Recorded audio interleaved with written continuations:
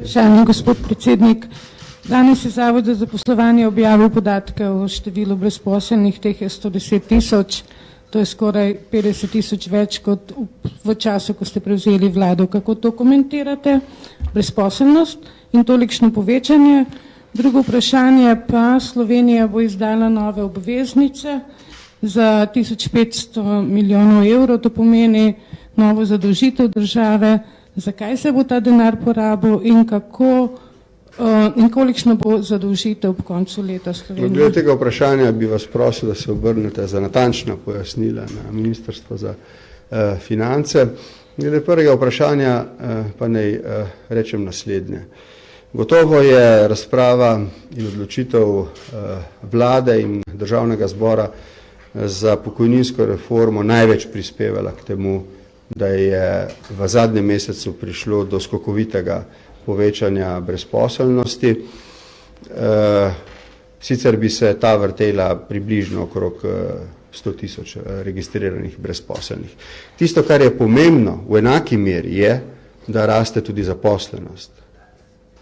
Torej, gre za prestrukturiranje slovenskega gospodarstva. Slaba podjetja odpuščajo zaposlene, to da odpirajo se nova podjetja, ki jih zaposlujejo. Gre za popolnoma enak proces, kot ga danes vidite, tako rekoč v vseh državah Evropske unije. Tako da se v Sloveniji ne dogaja nič posebnega, razen da je imela odločitev za pokojninsko reformo dodaten učinek v tem, da so ljudje, ki so tik pred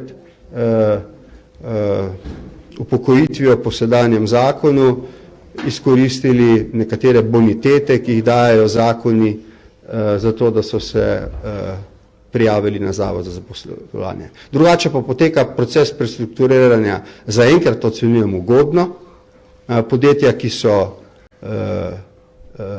ki niso konkurenčna, zapirajo delovna mesta, to da odpirajo se delovna mesta v konkurenčnih podjetjih in mi smo lahko s tem procesom zadovoljni. Kot rečeno, v Sloveniji prihaja do okrevanja z določenim zamikom za drugimi državami, katerih gonilna sila sta Nemčija in Francija v tem trenutku. Kot veste, pa sta prav ti dve državi tudi prvi šli kot veliki državi v globalni ekonomiji v krizo v letu 2007 oziroma 2008.